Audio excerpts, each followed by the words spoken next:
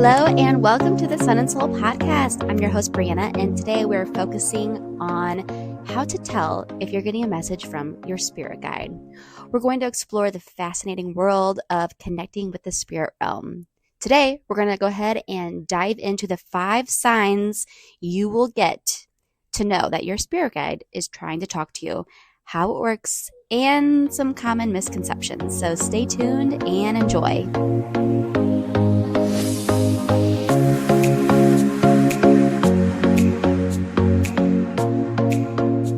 We're going to start with our collective tarot reading for everyone listening. This applies to you. And this is just going to give us a forecast of the energy of the week going forward. Okay, so take a deep breath in, deep breath out, and let's get into the message from Spirit. We're just going to let one card fall on out. Okay. So I split the deck and right away I'm seeing the Devil. Oh my gosh. Okay, so what does this energy mean for us this week? The first thing that I'm hearing is that we are immersed in water. Okay, so that's the analogy Spirit showing me. And whenever I see this analogy, water is always my symbol for emotions. So whenever we're getting pushed down underneath the water, it makes me have this feeling like we're being drowned by our emotions, okay? And it's the Devil card, so Devil has to do with things that are holding us back, okay? So something is holding you back from the past, and it's a very emotional topic. And we have to figure out a way to overcome this so that we can go towards what's in the future for us, okay? If you cannot let go of this past energy, you'll always stay stuck in the past because you won't be a vibrational match to the future. You can't take that energy where you're going, okay? So I'm using my Sun and Soul Tarot deck, and on this specific card for the Devil, I designed it so that it was an ocean because obviously all my cards are beach ocean themed. But on this card specifically, we have a scene of the ocean, and we have a girl who's underneath the ocean, okay? And a shark is chasing her. A shark represents the Devil, someone from the past or something from the past. And then there's a bunch of seaweed in the picture because at one point she was trapped at the bottom of the ocean, wrapped in this seaweed, which represents, that energy of the past. It was holding her down. She was finally able to break free from that seaweed, and she's going almost to the surface. She's almost at the surface of the ocean. You could see the rays of sunshine hitting the top of the ocean water. She's so close to surfacing, but that shark is close behind. And if she does 1 second, if she looks back for 1 second, that shark is going to get her. And so that's what this card is really representing. We have to keep going forward. We have to follow the light. We have to follow our destiny, follow our path. But if you get looking back in the past from where you came from, you see that energy, it's going to haunt you. And you're going to have that belief system that I can't escape this. I can't escape this. So here's what we need to know for this reading is that keep your eye on the prize. Keep looking forward. You can do anything you set your mind to. You can definitely outswim that shark. But if you stop and you hesitate, that shark is going to catch up to you and they're going to get you and they're going to pull you back down. Okay? I feel like that's a beautiful reading for this week's episode. Let's go ahead and get into the messages from Spirit.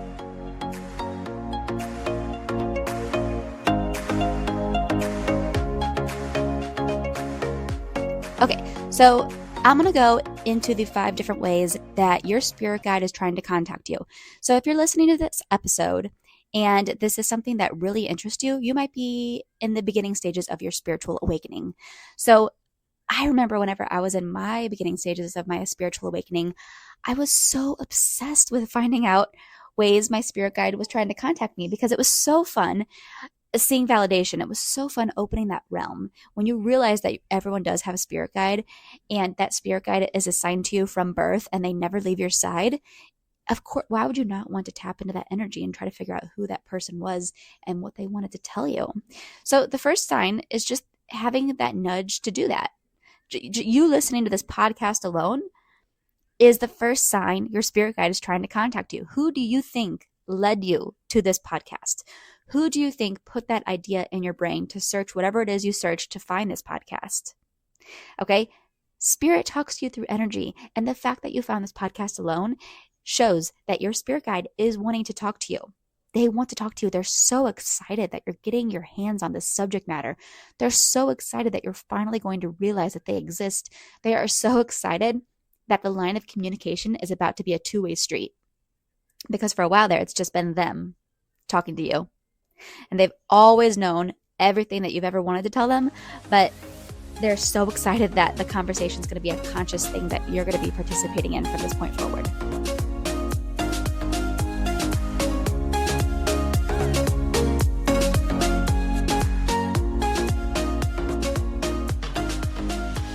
So let's get into a little bit more of the details of how you know your spirit guide is trying to talk to you. So you might be receiving sudden and persistent thoughts or ideas that seem to come out of nowhere, aka the thought that led you to finding this podcast. If you find yourself repeatedly thinking about something that feels important or significant, your spirit guide may be trying to communicate with you. Okay, so this is a great example that I'll share with you guys. When you're dating somebody and you get that constant and persistent thought to check their phone. Now, I'm not, suggesting or promoting to look through people's phones. That's not what this is about. But I feel like we've all been there where we've had this moment in time, and you might be somebody who doesn't even check people's phones. Like, you might have total trust in your partner or total trust in friendships, and it has never crossed your mind to even do that. But one day, out of the blue, you look over and you see that phone sitting there, and there's something in you, this nagging feeling saying, look at the phone, look at the phone, look at the phone. And you might go back and stop yourself from doing it because you're like, what has gotten into me? Like, that's so weird. I trust my partner. I'm not somebody that goes through their phone. I'm going to uncover more harm than good. Like, no, I'm not going to do that. And you ignore it, right? Then a couple days go by, and then it happens again. You see the phone sitting there, and they get up to go to the bathroom, and you have that nagging. It's like a persistent thought that doesn't go away. Check the phone, check the phone, check the phone. And you're like, okay, this is weird. You ignore it again because you're like, no, this isn't me. That I don't do that kind of stuff. Well, a couple days go by, and then they leave and they forget their phone at home. And then you notice it's sitting there, and you think to yourself, fine, that thought, it's not going away, and I'm going to prove to myself that there's nothing in there, so that way those thoughts can go away and I can just live on with my life. Well, you open the phone, you take a little look, and guess what you find? Well, sky's the limit. You find whatever it is, and you have confirmation that your intuition was in fact telling you something sneaky or sketchy was going on. And that's the example I love to use with this one, just because you hear so many stories of people using that example. And that's because your spirit guide, they know everything that's going on, and they're trying to protect you and help you. And so they're giving you those persistent thoughts that don't go away. They're trying to guide you to what's better for you. And what you do at that point is your free will. Whenever you find out what you need to know, that's up to you what you're going to do, right? They showed you a piece of information, but you're in charge of your own life, okay? So what are you going to do now? You have the information that you need. Spirit gave you the information, but now you have the free will to decide what you're going to do, okay? So that's just one example, and that's one thing that can show you that your spirit guide is trying to talk to you. Okay, let's get into the second thing. Feeling a strong intuition or gut feeling. You need to trust your instincts and pay attention to any strong feelings or gut reactions you may have, because your spirit guide may be trying to guide you in a certain direction. Now, here's the example I'm going to use from when I was younger, when I was a teenager. We have a family farm, and we were about 16. Yeah, so me and my girlfriends we're all 16. There was about 6 of us. And so we went down to this family farm, and there were 4-wheelers and there was a chuck wagon. So all of us girls were like, let's ride on the 4-wheelers and the chuck wagon, but it had just rained. So the grass was a little slick. My mom tuned right into that energy, and she said, no, the girls cannot go out. The girls cannot ride any automobiles. I have a bad feeling. I don't know why. I don't know what it is. I have a bad feeling. But, of course, we went down there to ride the equipment. We didn't go down there to just sit around. So, of course, we're bummed out. We're 16. Of course, we're going to complain and say all the reasons of why we think we should do it, and my dad's like, well, girls, as long as you guys are careful, be very careful, it's a little slick out. And we're like, oh, we promise we'll be careful. Well, fast forward, and we're driving, we're having fun. We decide to do donuts because when you're 16, you're just not that you're not very smart. You're not very smart, right? Your brain isn't done developing. Something was bound to happen, right? Well, guess what happened? The chuck wagon flipped over. Yeah, it flipped over and it landed on my friend's leg. Yeah, she broke her leg in 6 different spots. And she was in so much pain. And you know how you hear about the stories where people are like, oh, I was in this moment of like trouble and I had this like superpower strength wash over me. That's what happened with me. So we're flipped over. This whole chuck wagon's on my friend's leg. She's like in so much pain and we're stuck with the seatbelt. Like my friend cannot get the seatbelt off. So somehow I figure out how to unbuckle us. But then we still have the situation where this chuck wagon is on top of my friend. Somehow, by myself, I was able to lift this whole thing off of her.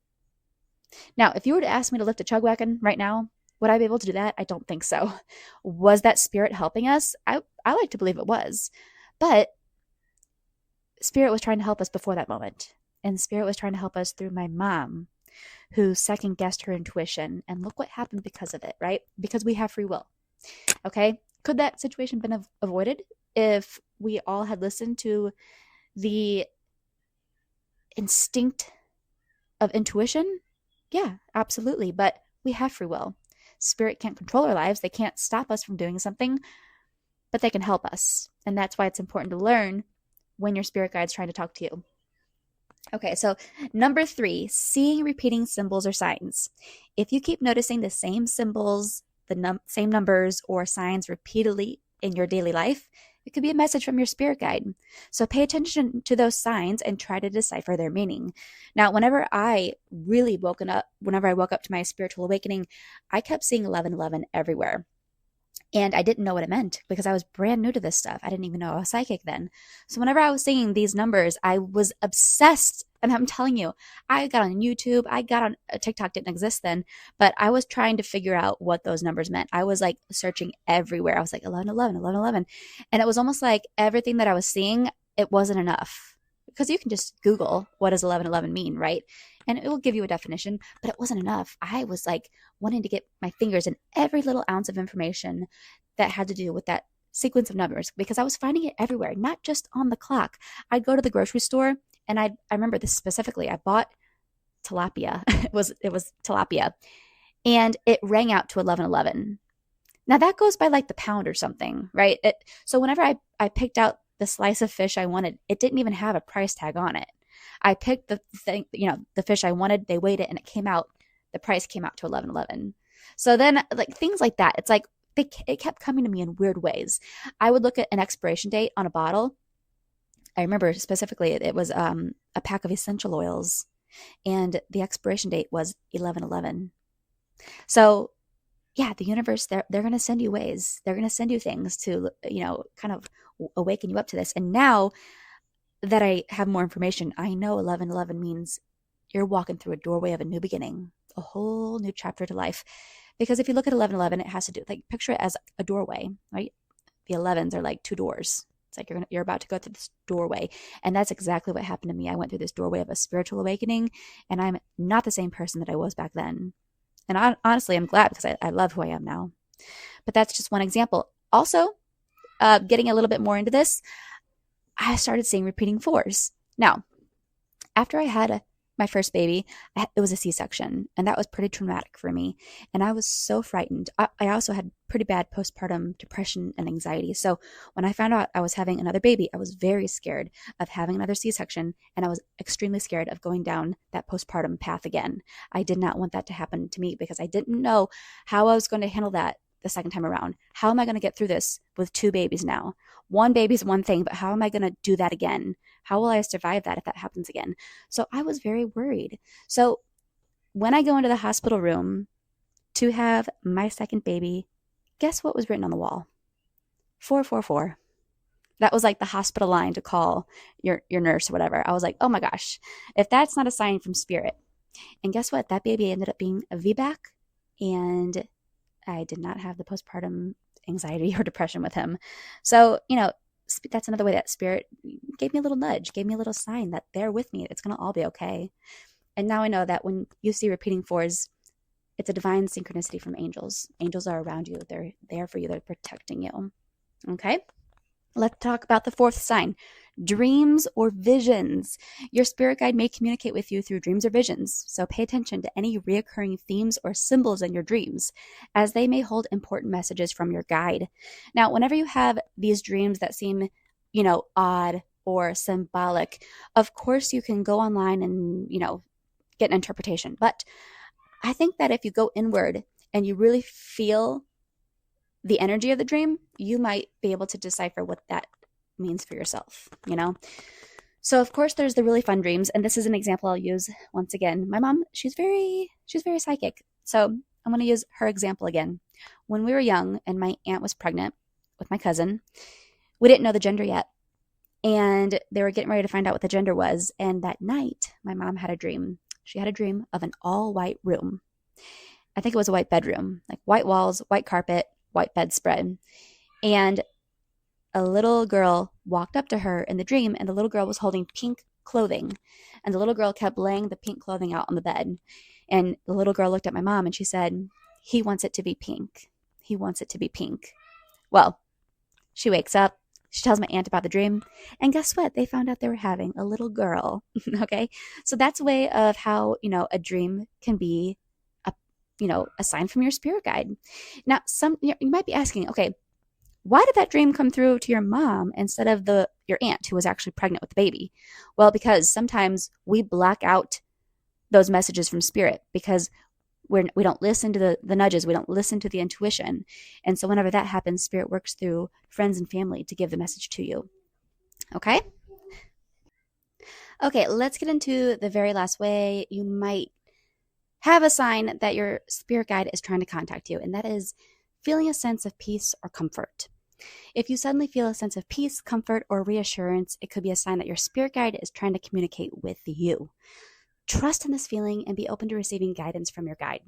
Now, I will give you some examples of things that I've experienced when it comes to this. And the first thing I can tell you, and this is just what's coming to mind, I've had this happen so many times, but back when I was dating my husband, we live in Missouri, and we just started dating. It was like 2 months in, and it was going great. When I saw him, I just knew that he was going to be my husband, right? So one day we're on a date, and he's telling me that he might want to move to Texas. And, that kind of took me back. I was like, to Texas? What? Because I knew if that happened, we weren't going to work out. I'm not going to move to Texas and, long distance relationship. I just knew it wasn't going to work out if that happened. So he was telling me, he's like, yeah, I'm applying for this job, and this job might take me to Texas. And so, yeah, I might be moving there. And that was kind of like what we talked about. And then, we switched topics, and I remember thinking, I almost had like this pit in my stomach, like this sense of anxiety, like, oh my gosh, like this isn't going to work out. Why am I wasting my time? This is happening, And then out of nowhere, I just had this sense of peace wash over me. And it was almost like the sense of knowing, like, he's not moving to Texas. You guys are going to stay together. You're going to stay together. He's not moving. He's not going anywhere. And it was just this reassurance. It was just like this all-encompassing sense of peace. And then I knew, I was like, oh, that's right. He's not going anywhere. It happened again when we were talking about, this is after we got married. And, we were kind of like on the fence about having kids. Like, we knew we wanted kids, but my husband was a little bit more hesitant. And I feel like that's very common among guys, because guys, they don't have, that connection like women do. Like, when women are pregnant, they feel as if they're having a baby right when it happens. And with guys, I feel like it takes a while to kind of like form that connection until after the baby's here. Now, I'm not saying that for everyone, but just, I feel like it's a very common thing that I've noticed in my life. So I remember I was with my mom, and we were down on Main Street, and we were looking at ornaments. And I remember I had this on my brain, like, oh my gosh. Well, because, when you get that little bit of information, your brain kind of runs wild with, well, what if we don't have any, what will my life look like if that doesn't happen? And I remember I was just kind of, reeling a little bit. And I remember looking at these ornaments, and there was a little boy ornament and a little girl ornament. And in that moment, I had, once again, that sense of peace rush over me. Like, yes, two are coming. And it's funny because that is what happened. We had a girl and then a boy. And then we thought we were done. And then the third baby was a surprise, and another little boy. But it's just funny because I was I never really thought about this until I'm talking about it now, but like back when I had that, that sense of knowing, it was just interesting how he was even a surprise back then. Like I wasn't shown 3, I was shown 2. So, and he's a Scorpio, so they're very quiet and mysterious anyway. So that is my story of how, these are ways that your spirit guide could definitely be trying to contact you. But I think the fact that you're questioning it shows that absolutely they're trying to contact you. So I'm going to take this off with a little meditation to help you actually meet your spirit guide right now.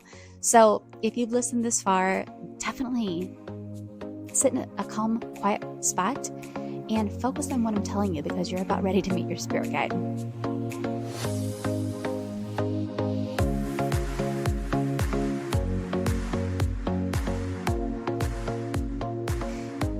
Okay, I want you to take a deep breath in and a deep breath out, and just listen to my words as we go to that place together. I want you to close your eyes, and if you're driving, just wait to do this a different time.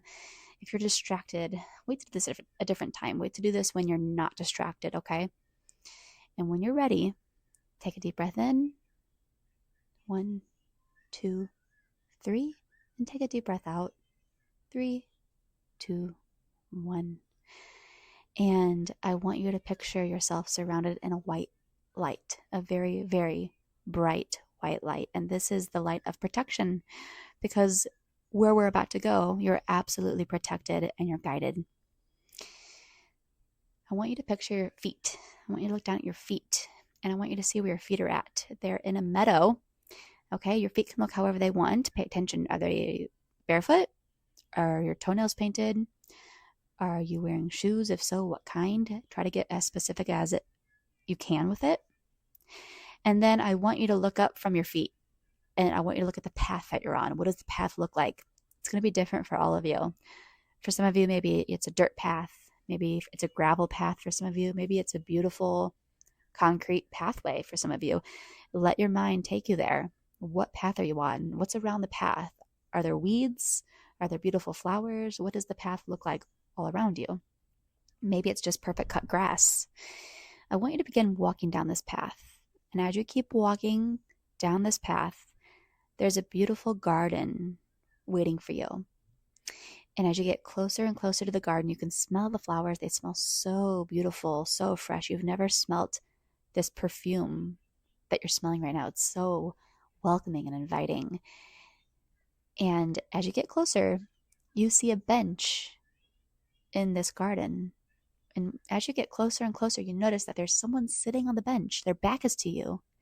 You can't see their face. You can't even tell if it's male or female, but you see someone sitting on the bench and their back is to you. And you can just tell, you get this feeling like they're waiting for you. And they've been waiting for you, but there's no rush. There's no impatience. It's perfect timing. It's divine timing. You walk into the garden and you get closer and closer. You start approaching this bench. And when you're ready, you're going to go and you're going to stand in front of the bench and you're going to meet who's sitting at that bench. And when you're ready, you're going to take it all in. You're going to come what is brought to you. What pops into your head? Is it a male? Is it a female? What color are their skin? What color is their eyes? Do they shake your hand? Do they give you a hug? Do they say a name for you? What do they give you? It could be anything, but if they don't give you anything, that's okay too. There is no right or wrong answer. This is your personal spirit guide. I want you to sit down on the bench with them, and they're going to grab your hands and they're going to look at you. And there's just this beautiful feeling of love. Like, I'm so happy that you came to meet me, and I can't wait for everything that I'm going to take you to from this point forward. And they stretch out your hands and they place something in your hands, okay? It can be anything. It doesn't matter what it is, but they put something in your hands. If nothing pops up in your hands, that's okay too, okay? Your moment of realization might come later on through a synchronicity, okay? Now I want you to take this thing that they gave you, cup it away in your hand safely, and hold it to your heart. And know that when the timing is right, there will be a synchronicity that will give you the realization of what they gave you. It'll all make sense. okay? And it will be validation that this experience was real and it wasn't just made up. Okay? Thank the spirit guide. Thank them so much. And they're going to tell you, I'm always here. I'm always listening. I'm always sitting on this bench. Whenever you want to visit me, you can. There's so much love here for you. And then you can get up at any time. You can walk out of the garden and walk down the path back to where you came from. And when you're ready, take a deep breath in. 1, 2, 3, and a deep breath out. 3, 2, 1. And when you're ready, you can wiggle your fingers, wiggle your toes, and you can open your eyes.